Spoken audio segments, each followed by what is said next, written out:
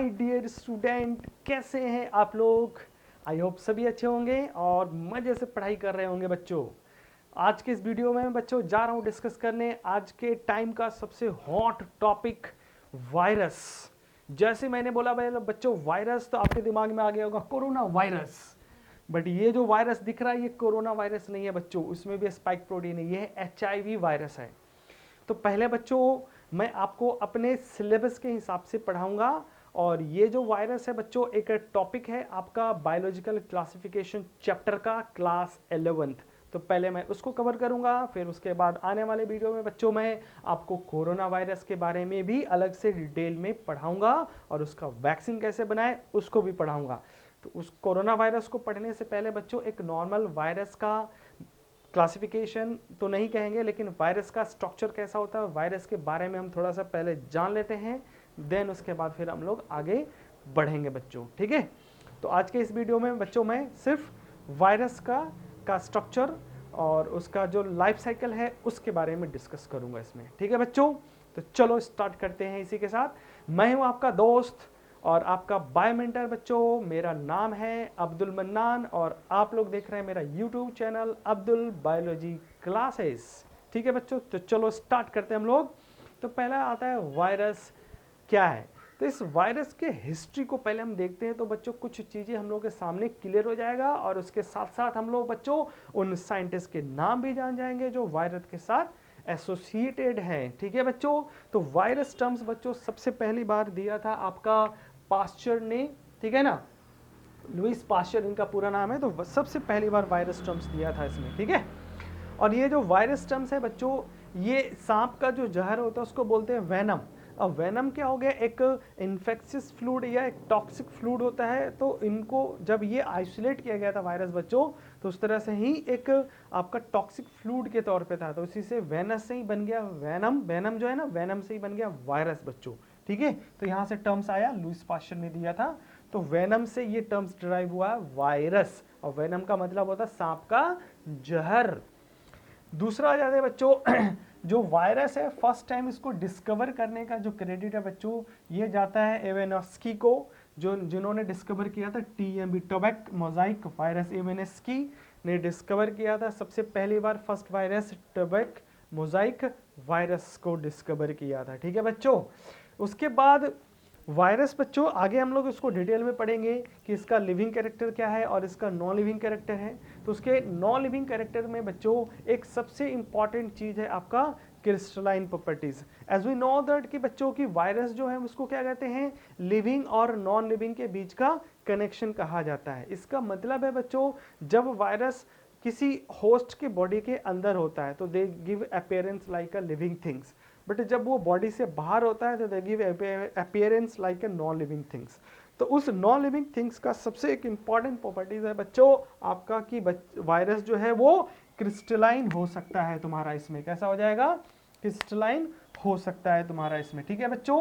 और एक crystalline properties को सबसे पहली बार हम लोगों के सामने लेके आए थे स्टेनले, ठीक है ना। तो स्टेनले ने सबसे पहली बार फर्स्ट अटेम्प्ट में क्या किया था, इन्होंने TMB का एक क्रिस्टलाइन फॉर्म दिया था। क्रिस्टलाइन का मतलब बच्चों पाउडरी फॉर्म में, जैसे चीनी है तो उसका क्या होता है, गन्ने के पेड़ से उसका जूस निकाला, ठीक है, तो वो अभी लिक्विड फॉर्म में है, तो उसी को अगर सुखा के पाउडर फॉर्म में कन्वर्ट कर दे तो शुगर क्रिस्टल्स हो जाता है ना।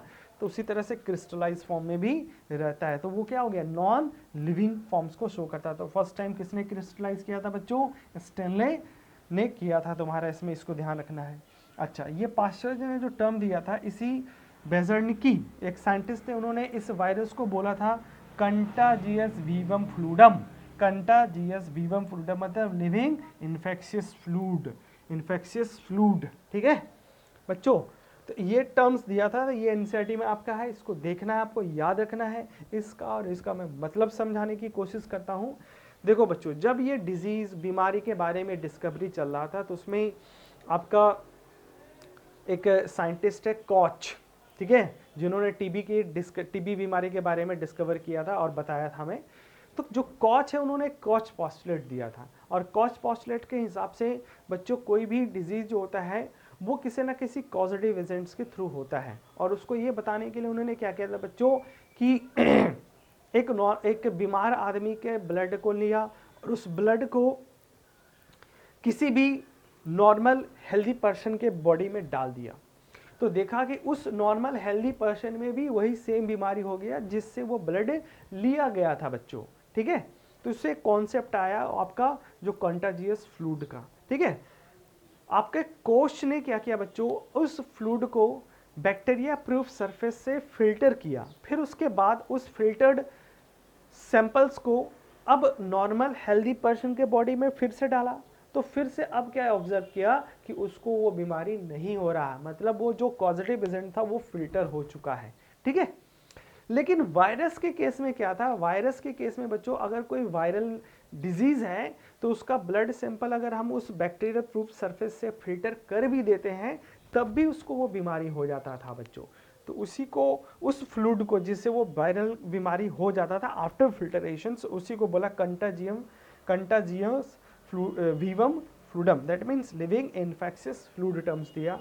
और उसी फ्लूड को जो पास्चर ने वेनम से वायरस टर्म्स निकाल के बताया बच्चों इसमें। ठीक है, तो ये तो रहा बच्चों हमारा वायरस का एक छोटा सा इंट्रोडक्शंस। अब यहाँ पे जो सबसे बड़ा डिस्कशन है बच्चों कि वायरस में क्या ऐसा चीज है जो लिविंग कैरेक्टर है और कौन सा ऐसा कैरेक्टर है जो इसमें नॉन लिविंग है। ठीक है, तो हम लोग इस पे डिस्कशन करते हैं बच्चों कि वायरस का पहले देखेंगे non living character and then उसके बाद देखेंगे इसमें बच्चों लिविंग कैरेक्टर्स देखेंगे इसमें। ठीक है, तो चलो एक एक करके देखते हैं। तो सबसे पहले हम लोग डिस्कस करेंगे बच्चों आपका वायरस का नॉन लिविंग कैरेक्टर्स। ठीक है, तो यहाँ पे आ जाते हैं बच्चों नॉन लिविंग कैरेक्टर वायरस का नॉन लिविंग कैरेक्टर्स। तो नॉन लिविंग कैरेक्टर्स में बहुत सारे कैरेक्टर है बच्चों, जैसे अभी हम लोगों ने बच्चे पहला पढ़ा कि वायरस को हम लोग क्या कर सकते हैं बच्चों, क्रिस्टलाइज कर सकते हैं। तो ये फर्स्ट हो गया, इट कैन बी क्रिस्टलाइज। ठीक है ना बच्चों, इट कैन बी क्रिस्टलाइज्ड। ठीक है ना, इसका क्रिस्टल फॉर्म बनाया जा सकता है। ठीक है, दूसरा बच्चों कोई भी वायरस है उसमें प्रोटोप्लाज्म जो है वो अब्सेंट होता है। जैसे नॉर्मल जो सेल्स होता है उसमें बच्चों एक प्रोटोप्लाज्म होता है, उसमें एक सेल मेम्ब्रेन एक बाउंड्री होता है और उसके अंदर प्रोटोप्लाज्म पार्ट होता है, तो वो चीज़ यहाँ पे नहीं होता है। दूसरा बच्चों वायरस जो है ये इसके पास रिस्पायरेटरी सिस्टम भी जो होता है बच्चों वो भी अब्सेंट होता है। ठीक है,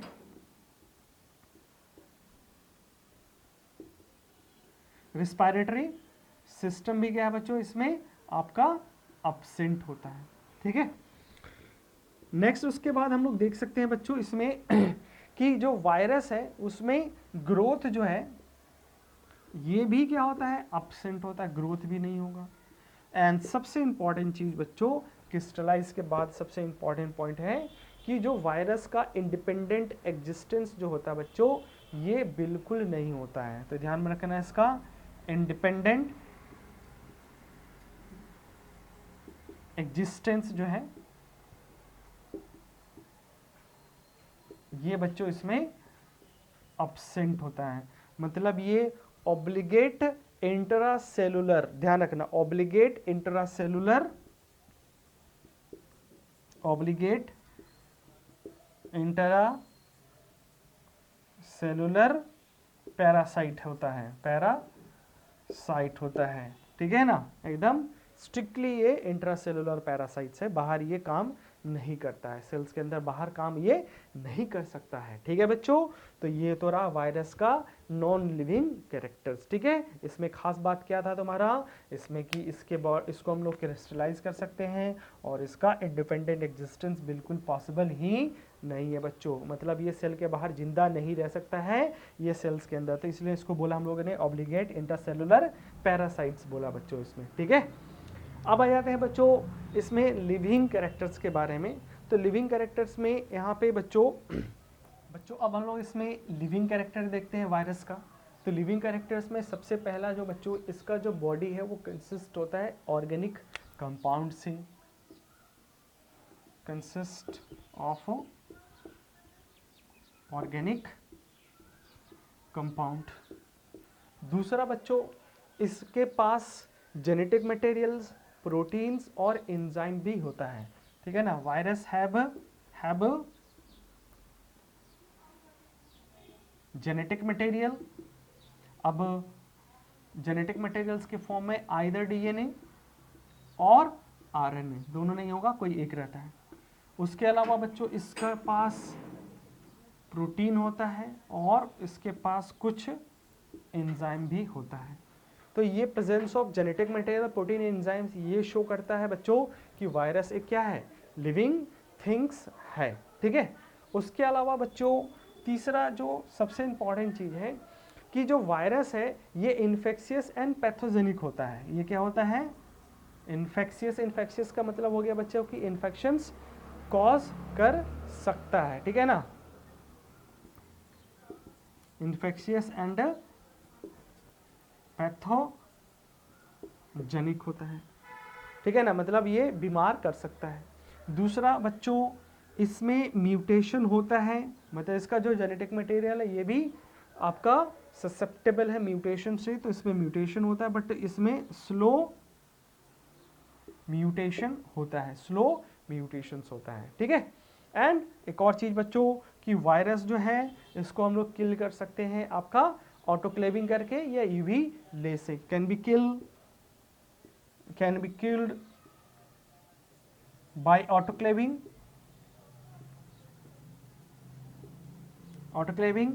और तुम्हारा यूवी रे से किया जा सकता है।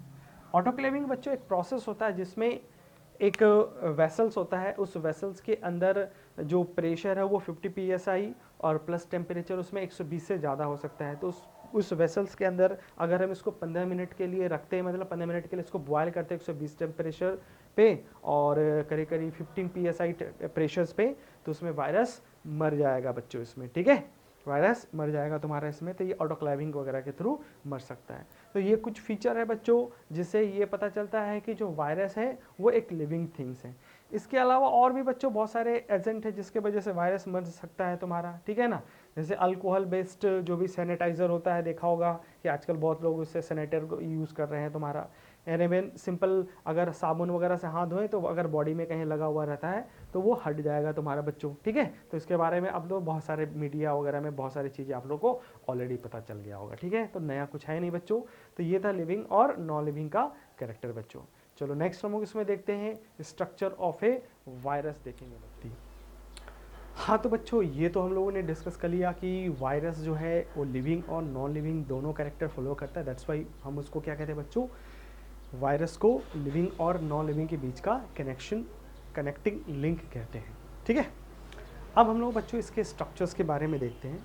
तो जो स्ट्रक्चर है वायरस का, ठीक है, स्ट्रक्चर ऑफ वायरस जो है बच्चों वो आपका 4 चीज़ से बना हुआ होता है। ठीक है, 4 चीज़ इसमें होता है। पहला है आपका इसमें बच्चों आपका फर्स्ट जो है वो है आपका न्यूक्लिक एसिड।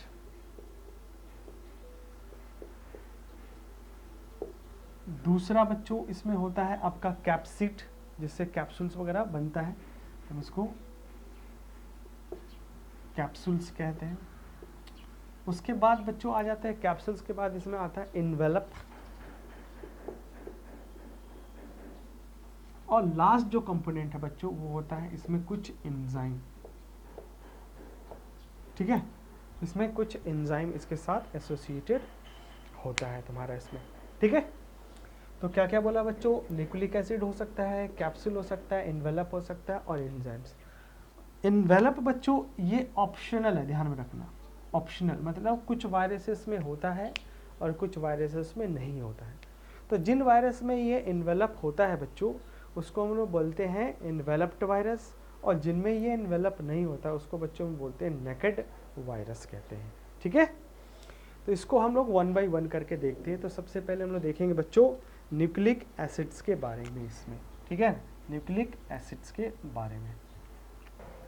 तो फर्स्ट कंपोनेंट है बच्चों न्यूक्लिक एसिड। पहले हम लोग न्यूक्लिक एसिड डिस्कस करेंगे, फिर उसके बाद इन बाकी सबको डिस्कस करेंगे। तो न्यूक्लिक एसिड बच्चों ये वायरस का जेनेटिक मटेरियल्स होता है, और जैसा कि पहले बताया था मैंने कि वायरस में आइदर डीएनए और आरएनए हो सकता है, दोनों नहीं होगा, उसमें से कोई एक ही होता है, आइदर डीएनए और आरएनए प्रेजेंट होता है तुम्हारा इसमें। ठीक है बच्चों, तो अब यहाँ पे अगर मान लो वायरस में DNA as a genetic materials है, क्या है, डीएनए एज जेनेटिक मटेरियल है, तो इस वायरस को हम लोग डीऑक्सी वायरस हम लोग बोलते हैं। क्या बोलते हैं इसको, डीऑक्सी वायरस कहते हैं। और अगर आरएनए बच्चों एज ए जेनेटिक मटेरियल है वायरस में, तो इसको हम लोग बच्चों राइबो वायरस कहते हैं। क्या बोलेंगे हम लोग इसको, राइबो वायरस कहते हैं। ठीक है, राइबो वायरस कहा जाता है।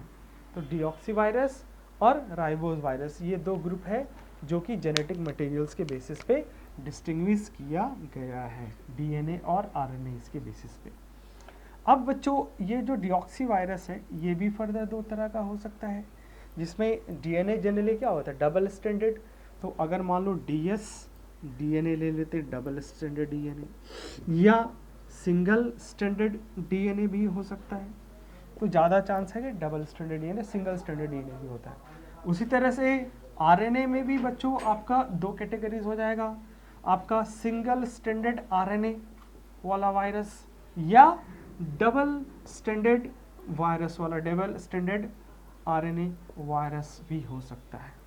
ठीक है, तो इनके तहत कौन कौन से वायरस हैं उनको अगर हम देखते, थोड़ा सा एग्जांपल्स भी देखते चलते हैं। तो बच्चों इसमें जैसे डबल स्टैंडर्ड डीएनए देखते हैं तो उसमें सबसे कॉमन एक होता है तुम्हारा पॉक्स वायरस, पॉक्स वायरस और हर्पिस वायरस। ठीक है ना, हर्पिस वायरस। तो ये दो वायरस एग्जांपल्स है बच्चों जिसमें डबल स्टैंडर्ड डीएनए वायरस होता है, double standard DNA as a genetic materials होता है तुम्हारा। दूसरा उसके बाद बच्चों आते हैं तो सिंगल स्टैंडर्ड डीएनए में अगर देखते हैं तो इसमें कुछ बैक्टीरियोफाज एग्जांपल आ जाता है, जैसे 5X174M13। ठीक है, इस तरह से कुछ बैक्टीरियोफाज हैं। ये सब क्या है बच्चों, बैक्टीरियोफाज है। तो बैक्टीरियोफाज का मतलब होता है एक वायरस का ऐसा ग्रुप जो किसी दूसरे बैक्टीरिया के ऊपर अटैक करता है, तो हम उसको बोलते हैं बैक्टीरियोफाज। तो ये सब के सब सिंगल स्टैंडर्ड डीएनए वाले वायरस में आते हैं बच्चों। अब आ जाते हैं सिंगल स्टैंडर्ड आरएनए में। तो सिंगल स्टैंडर्ड आरएनए में बच्चों यहाँ पे सबसे पहले तो टीएमवी, टोबैक मोजाइक वायरस, याद रखो टोबैक मोजाइक वायरस। उसके अलावा जितना भी इन्फ्लुएंजा वायरस है उनको याद रखो, इन्फ्लुएंजा वायरस। उसके बाद बच्चों HIV जो है, HIV that is retro virus जो है, रेट्रो वायरस, उनमें भी सिंगल स्टैंडर्ड आरएनए ही प्रेजेंट होता है। इसके अलावा बच्चों अब इसमें एक नया मेंबर और जुड़ गया है, काफ़ी फेमस है, सब लोग जानते हैं, ये है कोरोना वायरस। कोरोना वायरस, तो कोरोना वायरस के बारे में जल्दी ही वीडियो बनाने वाले हैं बच्चों, तो उसमें हम लोग कोरोना के वायरस में अलग से डिस्कस कर लेंगे। ठीक है, इसके अलावा बच्चों यहाँ पे आ जाते हैं सिंगल स्टैंडर्ड आरएनए हो गया। अब डबल स्टैंडर्ड, तो डबल स्टैंडर्ड में बच्चों यहाँ पे एक एग्जांपल याद रखना आपका रियो वायरस, और उसके अलावा इसमें बच्चों उंड ट्यूमर वायरस, उंड ट्यूमर वायरस, तो इनको भी याद रख सकते हो, जो कि डबल स्टैंडर्ड आरएनए वायरस है जो कि एबनॉर्मल कंडीशंस होता है। ठीक है ना, बट वायरस में सब चलता है तुम्हारा, इसमें सब कुछ मिलेगा बच्चों यहाँ पे। ठीक है, तो ये तो रहा जेनेटिक मटेरियल के हिसाब से कुछ वायरसेस के बारे में बताया। ठीक है बच्चों, अच्छा एक यहाँ पे वर्ड आया है रेट्रो वायरस, तो रेट्रो वायरस वर्ड में अभी क्लियर कर देता हूँ। तो रेट्रो वायरस बच्चों वायरस का एक ऐसा स्पेसिफिक मेंबर है जिसके पास जेनेटिक मटेरियल्स क्या है, आरएनए है। क्या है, जेनेटिक मटेरियल आरएनए है। बट ये जब किसी भी होस्ट के अंदर घुसता है तो ये क्या करता है बच्चों, अपने आरएनए से पहले ये क्या करता है, डीएनए बना लेता है। तो रेट्रोवायरस में बच्चों थोड़ा उल्टा होता है तुम्हारा। तो रेट्रोवायरस में जैसे नॉर्मल क्या होता है उसको देखते हैं, फिर रेट्रोवायरस में क्या होता है उसको देख लेते हैं बच्चों। नॉर्मली क्या होता है, डीएनए मटेरियल होता है, तो डीएनए से आरएनए बनता है। इस प्रोसेस को हम लोग बोलते हैं बच्चों ट्रांसक्रिप्शन। बट रेट्रोवायरस में जेनेटिक मटेरियल ही क्या है बच्चों आपका, यहाँ पे सिंगल स्टैंडर्ड आरएनए। तो ये क्या करता है, इस आरएनए से डीएनए बना देता है, मतलब इस ट्रांसक्रिप्शन का उल्टा चल रहा है। तो इस प्रोसेस को बोला जाता है रिवर्स ट्रांसक्रिप्शन, रिवर्स ट्रांसक्रिप्शन कहा जाता है। तो इसके पास बच्चों एचआईवी के पास या जो भी रेटोवायरस के मेंबर है उनके पास एक एंजाइम होता है, ट्रांसक्रिप्टेज एंजाइम होता है। टैमिन्स ने इसको डिस्कवर किया था, टैमिनेज भी बोला जाता है।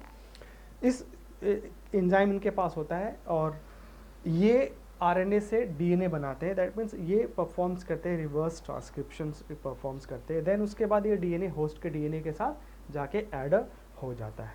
दैट्स क्लियर बच्चों।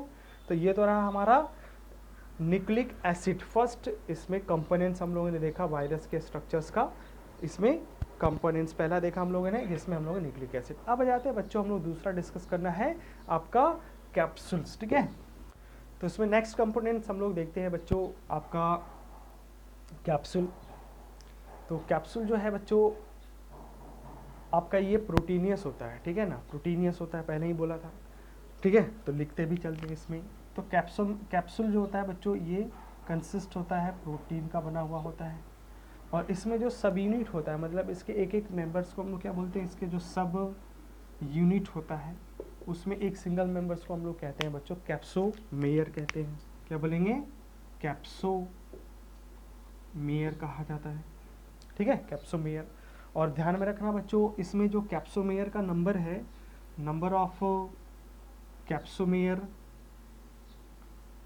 इज फिक्स, मतलब ईच एंड एवरी वायरसेस में अगर कैप्सोमेयर है तो उसका नंबर फिक्स होता है एकदम। जैसे कि टबैक मोजाइक वायरस के केसेस में बच्चों इसमें 2130 के आसपास इसमें क्या होता है, 2130 इसमें कैप्सोमेयर्स होता है, तो ये नंबर फिक्स होता है। दूसरा बच्चों, इस कैप्सोमेयर्स के स्पेसिफिक अरेंजमेंट्स के वजह से ही क्या होता है, अरेंजमेंट ऑफ द कैप्सोमेयर्स के वजह से ही क्या होता है कि जो वायरस है उसका एक अपना डेफिनेट शेप होता है, ठीक है ना। तो arrangement of capsomere give virus a definite shape, ये भी ध्यान में रखना है, एक डेफिनेट शेप देता है कैप्सोमेयर्स का। जैसे बच्चों यहाँ पे जो टीएमबी होता है ये रॉड शेप होता है, तो due to the capsomere arrangement. और दूसरा उसमें जैसे बच्चों बैक्टीरिया फाज लेते हैं तो वो टेडपोल लाइक स्ट्रक्चर होता है, तो ये सब इसी कैप्सोमेयर्स के डेफिनेट अरेंजमेंट्स के वजह से होता है, ठीक है बच्चों। तो अब यहाँ पे कैप्सूल्स को समझाने के लिए मैं यहाँ पे दोनों एग्जांपल्स को लेके बच्चों यहाँ पे मैं आपको दो डायग्राम बना के दिखा देता हूँ। एक तो मैं दिखा देता हूँ बच्चों आपका टीएमबी टबैक मोजाइक वायरस, और एक दिखा देंगे बच्चों इसमें आपको हम बैक्टीरियोफाज के बारे में। तो सबसे पहले देखते हैं टबैक मोजाइक वायरस का स्ट्रक्चर्स। तो इसमें बच्चों आपका सबसे पहले सेंट्रल में बच्चों इस तरह से हेलिकली, इस तरह से twisted single stranded RNA present होता है, ये हो गया तुम्हारा एसएस आरएनए सिंगल। और ये हेलिकली क्या होता है बच्चों, ध्यान में रखना, ट्विस्टेड होता है, ठीक है ना। और इसमें करीब करीब 6400 आपका न्यूक्लियोटाइड, इसमें न्यूक्लियोटाइड प्रेजेंट होता है, ठीक है। अब बात रही बच्चों, अब इसमें दूसरे पार्ट, तो यहाँ पे क्या बच्चों, यहाँ पे अंदर के तरफ अंदर जाते हैं, तो ये तो बाहर का दिख रहा था, बाहर वाले में आ जाते हैं। तो इसमें क्या होता है बच्चों, इस तरह से जो कैप्सोमेयर है वो इस तरह से अरेंज होता है, इस तरह से, ठीक है, कि ये एक सिलिंड्रिकल स्ट्रक्चर्स एक्वायर कर लेता है, सिलिंड्रिकल स्ट्रक्चर एक्वायर कर लेता है, और इसके अंदर ये आरएनए जो है वो पैक हो चुका है। तो यहाँ पे ये बच्चों जो है कैप्सूल्स है, और एक मेंबर को क्या बोल रहे थे हम लोग, कैप्सोमेयर। और इसमें नंबर अभी बताया था बच्चों 2130 इसमें कैप्सोमेयर्स इसमें प्रेजेंट होता है। तो ये एक स्ट्रक्चर बन गया बच्चों, बड़ा घटिया सा स्ट्रक्चर बना है, ठीक है, ये टबैक मोजाइक वायरस का। तो इसमें बस इतना ध्यान रखना कि ये सिलिंड्रिकल होता है, इस तरह से सिलिंड्रिकली, ठीक है ना। और ये जो सिलिंड्रिकल स्ट्रक्चर बना है बच्चों, ये कैप्सोमेयर के अरेंजमेंट्स के वजह से बनता है। और इसके अंदर क्या होता है बच्चों, जेनेटिक मटेरियल्स के तौर पे क्या होता है, सिंगल स्ट्रैंडेड आरएनए इस तरह से प्रेजेंट होता है। तो ये सिंगल स्ट्रैंडेड आरएनए, और उसमें न्यूक्लियोटाइड का नंबर भी फिक्स है बच्चों, कितना है आपका, ये 6400 न्यूक्लियोटाइड इसमें प्रेजेंट होता है, ठीक है। चलो अब आ जाते हैं दूसरा एक और डायग्राम हम देख लेते हैं बच्चों, जिसमें और स्ट्रक्चर क्लियर हो जाएगा। ये है आपका बैक्टीरियोफाज, ठीक है ना। जैसे अभी बैक्टीरियोफाज में हम लोग T2 बैक्टीरियोफाज की बात करते हैं या T4, तो इसका स्ट्रक्चर बच्चों कुल मिला के एक ही जैसा होता है, ठीक है, एक ही जैसा होता है इस पे। तो इसका देख रहे हैं हम लोग बच्चों T2 फाज बैक्टीरियोफाज के बारे में।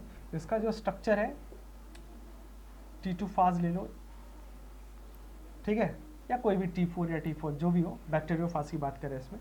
तो इसका जो स्ट्रक्चर है बच्चों ये होता है तुम्हारा टेडपोल लाइक स्ट्रक्चर होता है तुम्हारा, टेडपोल लाइक स्ट्रक्चर, मतलब इसमें टेल और हेड जैसा कुछ बना होगा, टेल या हेड जैसा कुछ स्ट्रक्चर्स बना हुआ रहता है। तो इसमें ध्यान देना बच्चों क्या क्या है स्ट्रक्चर है। तो पहले तो ये हेड बना देते हैं, हेड के पास यहाँ पे एक कॉलर होता है, फिर एक नेक होता है, और ये नेक बच्चों टेल के साथ जुड़ा हुआ रहता है, ठीक है ना। और ये जो टेल है बच्चों ये प्रेजेंट होता है आपका इस तरह से, एक हेक्सागोनल प्लेट होता है जिसको हम लोग बच्चों बोलते हैं आपका बेसल प्लेट बोलते हैं। और इस बेसल प्लेट्स के नीचे इस तरह से पिन लाइक लगा रहता है, तो इसको प्लेट के पास इसमें टेल फाइबर्स अटैच होता है, और टेल फाइबर्स के बीच में यहाँ पे नीचे स्पाइनी स्ट्रक्चर होता है जिसको टेल पिन्स कहते हैं इसमें, ठीक है, टेल पिन कहा जाता है। और इससे हम लोग का बच्चों इस तरह से ये हेक्सागोनल है, तो ये यहाँ से इस तरह से बच्चों यहाँ पे आपका टेल फाइबर अटैच्ड होता है। तो क्या क्या हो गया स्ट्रक्चर देखो बच्चों, यहाँ पे एक आपका डबल स्टैंडर्ड डीएनए यहाँ पे प्रेजेंट होता है, ये डीएस डीएनए है बच्चों, DS DNA double standard DNA है। और ये जो हेक्सागोनल स्ट्रक्चर है इसको हम लोग क्या बोलते हैं बच्चों, इसको बोलते हैं हम लोग हेड कहते हैं, ये हेड हो गया, ठीक है ना। हेड जो होता है इसका जो स्ट्रक्चर होता है ये पॉलीहेड्रल होता है, कैसा होता है, पॉलीहेड्रल होता है तुम्हारा, ठीक है। उसके बाद इसको क्या बोला था बच्चों, ये है आपका कॉलर बोला था हम लोगों ने। उसके बाद ये जो छोटा सा स्ट्रक्चर दिख रहा है बच्चों ये इसको हम लोग नेक कहते हैं। और ये जो है बच्चों इसको ऐसे तो हम कहते हैं तो टेल है, ठीक है ना, ये क्या है तुम्हारा टेल है। लेकिन इस टेल के ऊपर इस तरह से बच्चों कुछ कॉन्ट्रैक्टाइल शीट लगा रहता है, तो ये इस तरह से यहाँ पे कॉन्ट्रैक्टाइल शीट होता है तुम्हारा, कॉन्ट्रैक्टाइल शीट प्रेजेंट होता है, ठीक है। और इसको हम लोगों ने बच्चों क्या बोला था, अभी बोला अभी, तो इसको बोला बेसल प्लेट बोला हम लोगों ने, ये है बेसल प्लेट, ये है टेल फाइबर, और ये पिन है बच्चों, इसको बोला था हम लोगों ने टेल पिन बोला था, ठीक है ना, छोटा छोटा, ये है टेल पिन होता है जो कि क्या करेगा तुम्हारा, इससे ये बच्चों आपके होस्ट के सेल के सरफेस पे अटैच होता है, होस्ट के सेल के सरफेस पे अटैच्ड होता है तुम्हारा, ठीक है बच्चों, आया बात समझ में। तो ये एक बेसिक स्ट्रक्चर हो गया बैक्टीरियोफाज का जो कि टेडपोल लाइक है, जिसमें हेड और टेल होता है, ठीक है। तो इसमें हम लोग कह सकते हैं इसमें बच्चों इसका जो शेप है, हेड तो पॉलीहेड्रल हो गया, बाकी टेल कैसा इलोंगेटेड हो गया। दैट मीन इसमें बाइनियल टाइप ऑफ वायरस इसको कहते हैं, दो तरह का इसमें स्ट्रक्चर एक साथ मिला हुआ था, बाइनियल टाइप का वायरस कहा जाता है, ठीक है बच्चों। तो ये तो कैप्सूल्स के रही बात। अब आ जाते हैं इन्वेलप्स में, आ जाते हैं बच्चों, ठीक है ना, इन्वेलप्स में। नेक्स्ट आ जाते हैं बच्चों हम लोग इन्वेलप में। तो इससे पहले अब ऑलरेडी हम लोगों ने बच्चों वायरस का जेनेटिक मटेरियल जान लिया, डीएनए आरएनए दोनों होता है। उसके बाद बच्चों इसका कैप्सूल देख लिया जिसकी यूनिट को कैप्सोमेयर कह रहे थे। और तीसरा बच्चों ये ऑप्शनल है वायरस के पास, बट फिर भी पहले हम लोग पढ़ते हैं होता क्या है, देन उसके बाद हम देखते हैं कि इसके ऑप्शनल्स के बेसिस पे हम लोग वायरस को कैसे कैटेगराइज कर सकते हैं। तो वायरस में इन्वेलप जो है बच्चों ये बना होता है, दैट कंसिस्ट होता है, कंसिस्ट ऑफ, इसमें होता है प्रोटीन, ठीक है, लिपिड और कार्बोहाइड्रेट्स, ठीक है बच्चों। तो ये तीन कंपोनेंट्स होता है, अच्छा, ठीक है। अब यहाँ पे जो क्वेश्चन पॉइंट ऑफ व्यू से जो बात है बच्चों, इसमें ये जो प्रोटीन और ये जो कार्बोहाइड्रेट है, ये वाला तीन दोनों पार्ट, ये बच्चों वायरस जो है ये होस्ट का यूज करता है तुम्हारा, ठीक है ना। तो ये that will be the contributed by host cell, host cell इस चीज को देता है तुम्हारा। और जो प्रोटीन बचा अकेला बच्चों, ये वायरस खुद इसकी चीज को सिंथेसाइज करता है। मतलब प्रोटीन्स के सिंथेसिस के लिए इसके पास क्या है बच्चों, कोड होता है। तो वायरस खुद करेगा, क्या करेगा बच्चों, सिंथेसाइज करता है। तो मतलब हैव कोडेड इंफॉर्मेशंस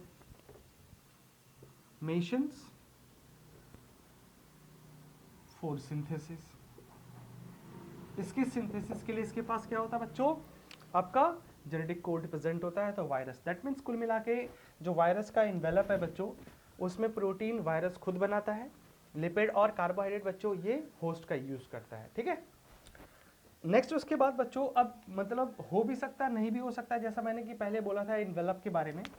तो अगर मान लो इन्वेलप क्या है बच्चों, प्रेजेंट है, ठीक है, प्रेजेंट, तो हम इसको बोलते हैं इन्वेलप्ड वायरस कहते हैं। क्या बोलते हैं बच्चों इसको हम लोग, इन्वेलप्ड वायरस। जैसे कि बच्चों अभी थोड़ी देर पहले हम लोग ने पढ़ा था HIV, ठीक है ना, HIV। और अगर मान लो ये जो इन्वेलप है बच्चों अब्सेंट है, नहीं है, ठीक है, और अब्सेंट है, तो इसको बोलते हैं हम लोग बच्चों नेकेड वायरस कहेंगे। क्या बोलेंगे इसको, नेकेड वायरस कहते हैं। जैसे एग्जांपल अभी हम लोगों ने पढ़ा बच्चों TMB, इसके अलावा रियो वायरस, इसके अलावा पोलियो वायरस। पोलियो वायरस, रियो वायरस, पोलियो वायरस और TMB, ये सब भी क्या होते हैं बच्चों, नेकेड वायरस होते हैं, जिनके पास क्या होता है बच्चों, उनका इन्वेलप अब्सेंट होता है तुम्हारा। ठीक है, अच्छा, अब इस इन्वेलप को बनाने के लिए भी क्या होता है तुम्हारा, छोटे छोटे इसमें यूनिट्स होते हैं। तो इनके सब यूनिट्स को क्या कहते हैं बच्चे, ये भी ध्यान में रखना है, क्योंकि ये काफ़ी अभी टर्म्स पॉपुलर हो रहा है तुम्हारा, स्पेशली कोरोना वायरस के केसेस में। तो वहाँ पे भी जो आउटर ग्रोथ है उसमें पेप्लोमर्स जो होता है वो बाहर निकला रहता है। तो पहले लिख लेते हैं इसमें। तो एनवेलप का जो सब यूनिट होता है, सब यूनिट मतलब मोनोमर, सब यूनिट जो है बच्चों, उसको हम लोग बोलते हैं पेप्लोमर कहते हैं इसमें। ठीक है, क्या बोलेंगे इसको हम लोग बच्चों, पेप्लोमर बोला जाता है, पेप्लोमर्स बोला जाता है। ठीक है, पेप्लोमर्स बोला जाता है। तो दैट मीन्स इसी पेप्लोमर्स के हेल्प से बच्चों ये आपका इन्वेलप जो है बना रहता है। अब उसमें ये प्रोटीन लिपिड कार्बोहाइड्रेट मिलके जो भी एक स्ट्रक्चर बना है उसी को हम लोग पेप्लोमर्स कहते हैं। और इनके पॉलीमराइजेशन की वजह से क्या होता है बच्चों, आपका ये इन्वेलप का फॉर्मेशंस होता है तुम्हारा इसमें। ठीक है, आप बात समझ में आ गया होगा। ठीक है, अब यहाँ पे बच्चों हम लोग एक स्ट्रक्चर डिस्कस कर लेते हैं, HIV का डिस्कस कर लेते हैं। ठीक है ना, ताकि जब वो हम कोरोना वायरस के बारे में डिस्कस करेंगे तो आपको थोड़ा सा इसमें समझ में आएगा कि एग्जैक्टली उसका भी डायग्राम, उसका भी फिगर कैसा होता है तुम्हारा इसमें। ठीक है ना, तो इसमें हम लोग एक HIV का डिस्कस करेंगे बच्चों, क्योंकि एक HIV क्या है बच्चों, एग्जाम्पल है आपका इन्वेलप्ड वायरस का। तो हम लोग यहाँ पे इन्वेलप्ड वायरस के बारे में एक थोड़ा सा डिस्कशन करेंगे। ठीक है, हालांकि HIV का जो पार्ट है बच्चों आपके 12th सिलेबस में दिया हुआ है। ठीक है, 12th में ह्यूमन हेल्थ एंड डिजीज़ में उसमें एड्स पढ़ना है, डिजीज़ में ही पढ़ना है, तो कोई प्रॉब्लम नहीं बच्चों, हम लोग यहीं पे थोड़ा सा उस चीज़ को देख लेते हैं। ठीक है, अब यहाँ पे जो HIV है बच्चों, HIV में यहाँ पे दो जो कैप्सूल्स होता है तुम्हारा, वो दो होता है। ठीक है ना, कैप्सूल्स यहाँ पे दो होता है, और उस कैप्सूल्स के अंदर बच्चों यहाँ पे आपका single stranded RNA as a genetic materials present होता है, लेकिन दो होता है तुम्हारा। तो हम लोग अंदर से ही स्टार्ट करते हैं, छोटा छोटा। ये हो गया बच्चों ये RNA, ये हो गया इसका रिवर्स ट्रांसक्रिप्टेज एक एंजाइम इसके साथ ही एसोसिएटेड होता है। ठीक है, उसके बाद बच्चों ये मैंने बना दिया पहला इन्वेलप, फर्स्ट इन्वेलप, और ये बना दिया बच्चों मैंने सेकेंड इन्वेलप। तो इस तरह से दो इन्वेलप हो गए इसमें। ठीक है, दो इन्वेलप। ठीक है ना, ये प्रोटीनियस होता है। ठीक है ना, उसके बाद बच्चों यहाँ पे आता है लिपिड वाला लेयर जो है, इसका बाहर वाला जो लेयर होता है मतलब इन्वेलप, ये तो कैप्सूल्स हो गया। अब आते हैं इन्वेलप में। तो इन्वेलप बच्चों इसमें क्या है तुम्हारा, ये लिपिड बाई लेयर होता है, इस तरह से देख सकते हैं, लिपिड बाई लेयर होगा एक लेयर, और ये दूसरा लेयर इस लिपिड बाई लेयर, और इसी लिपिड बाई लेयर के साथ आपका प्रोटीन और कार्बोहाइड्रेट जो है बच्चों इसी के साथ एसोसिएटेड होता है। तो उतने डिटेल में तो नहीं जा पाएंगे, बट फिर भी हम लोग कोशिश करते हैं। ठीक है, ये अभी जो ब्लू से बनाया है ये आपका सिर्फ क्या है बच्चों, ये लिपिड लेयर है तुम्हारा।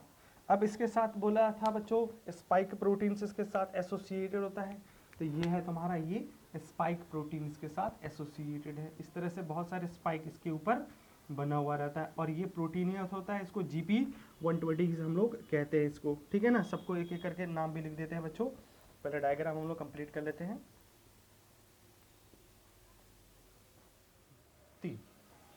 तो ये डायग्राम बन गया बच्चों। अब इसमें हम लोग एक एक करके लेबलिंग करते रहते हैं, ठीक है।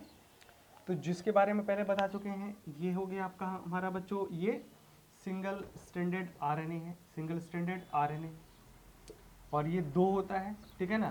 तो कभी कभी इसको डिप्लॉयड स्ट्रक्चर भी बोल देते हैं लोग। उसके बाद ये बच्चों इसमें है ट्रांसक्रिप्टेज,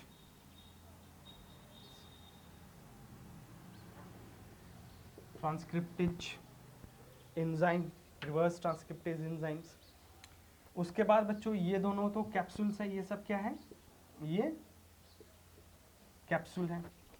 अब कैप्सूल्स में भी बच्चों यहाँ पे ध्यान में रखना है, जो अंदर वाला इसमें जो लेयर है बच्चों, ठीक है, ये है आपका GP170, ठीक है। इसको अंदर वाले को क्या बोलते हैं हम लोग बच्चों, इसको बोलते हैं G170, और बाहर वाले को बच्चों हम लोग बोलते हैं, बाहर जो है उसको बोला जाता है G24, ठीक है ना। सॉरी, G नहीं बोलना है, P बोलना है, P17 एंड P24। P4 यहाँ पे ये प्रोटीन्स को रिप्रेजेंट करता है, और इसमें इस प्रोटीन्स को बनाने के लिए जितने मोनोमर है, वो एक मोनोमर करीब करीब 17 एमिनो एसिड से बना हुआ है। तो एक प्रोटीन इसमें बच्चों 17 न्यूक्लियोटाइड का, और इसमें 24 न्यूक्लियोटाइड, सॉरी न्यूक्लियोटाइड बोल रहा हूँ, सब गड़बड़ा जाता है। 1 2 3 बच्चों। अब इसमें ये जो कैप्सूल्स है, इसका पर्टिकुलरली नाम भी है। तो बाहर वालों को P24 और अंदर वालों को P17 कहते हैं, ठीक है ना। अंदर वाले को P17, यहाँ पे P17 इंडिकेट करता है कि इसमें इस कैप्सूल्स को बनाने के लिए जो कैप्सोमेयर है, मतलब मोनोमर है, उसमें 17 एमिनो एसिड से एक प्रोटीन बना, और यहाँ पे 24 एमिनो एसिड से एक प्रोटीन बना है तुम्हारा इसमें, ठीक है, इंडिकेट करता है इस चीज़ को। उसके अलावा बच्चों अब ये आ जाता है, ये तो बाहर इसको पता ही क्या है तुम्हारा, ये हम लोगों ने पहले ही बोल दिया था कि ये इन्वेलप है, ठीक है ना, इन्वेलप है। इन्वेलप में ये बच्चों जो दिख रहा है, इसको हम लोग बोलते हैं स्पाइक कहते हैं, स्पाइक, और इस पूरे स्ट्रक्चर को स्पाइक प्रोटीन्स कहा जाता है।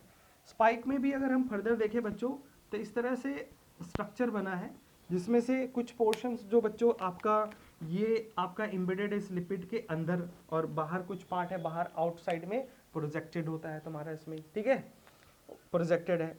तो इस प्रोजेक्शंस में जो बाहर है, इसको बोला जाता है GP, ये ग्लाइकोप्रोटीन, ये सब बच्चों 120, और जो अंदर वाला है बच्चों, मतलब ये वाला पूरा पोर्शंस, मतलब इसको हटा देता हूँ मैं, ये वाला पूरा पोर्शंस, ये आपका GP41 है, ये GP120 मैंने लिखा है 120, और ये GP41 है। GP4 ग्लाइकोप्रोटीन, ग्लाइकोप्रोटीन्स का मतलब हो गया बच्चों यहाँ पे एमिनो एसिड्स और कार्बोहाइड्रेट मिलके यहाँ पे प्रोटीन बनाते हैं, और 120 से इसको रिप्रेजेंट करते हैं, वही एमिनो एसिड्स को ये भी इंडिकेट कर रहा है। तो GP120 और GP41 है तुम्हारा इस स्पाइक प्रोटीन्स में।